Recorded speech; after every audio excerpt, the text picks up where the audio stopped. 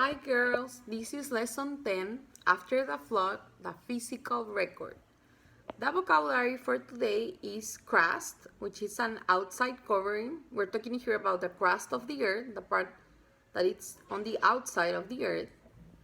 Another word is erode, which we talked about it last year. Wear down with time, things becoming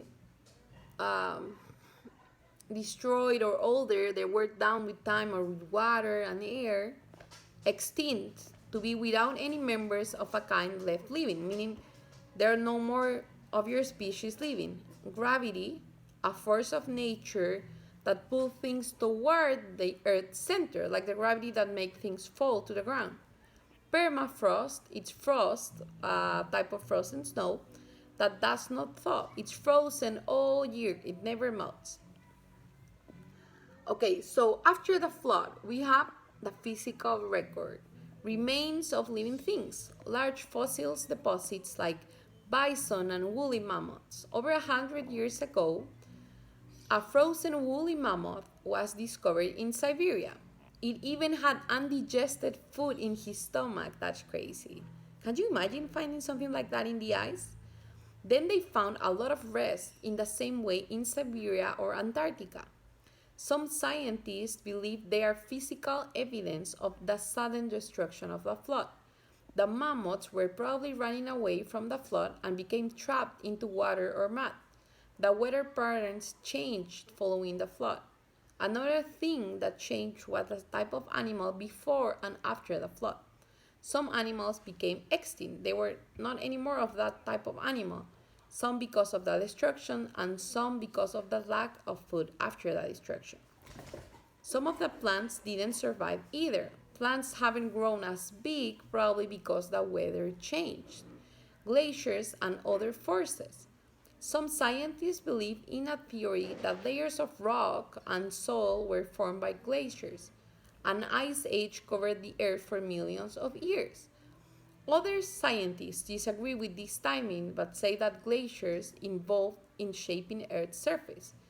Glaciers have been at work only since the flood. The flood may have given glaciers a start since it may have started the water cycle. It could explain where some of the water went after the flood. Have you ever thought about it? Like where did all of the water went after the flood? When it all dried up? Maybe those are the glaciers. There are evidence of much volcanic and earthquake activity during and after the flood. Volcanic rock deposits made from magma hardened into rock layers. Magma is like molten rock.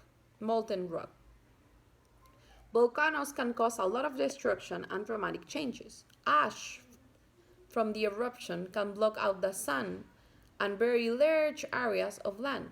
Gases from volcanic eruptions can change the climate of the area for a short time even. Then we have what we call shifting land areas, meaning pieces of land that move. Scientists believe that the land masses of the continents, yes, the 7 continents that we know, South America, America, Asia, Europe, Antarctica, Australia, Asia, all of them are shifting, they're slowly moving. Evidence says that the Atlantic Ocean is growing larger and the Pacific Ocean, our ocean, is getting smaller. The American continent seems to be drifting to the west. The continent could have been one big landmass before. The flood could have started the continent's drifting. The flood could also explain the development of many landforms like mountains, canyons, ocean basins. The water cycle took effect after the flood. Weather condition and water pressure combined forces to perform the changes. And that's it for today, girls.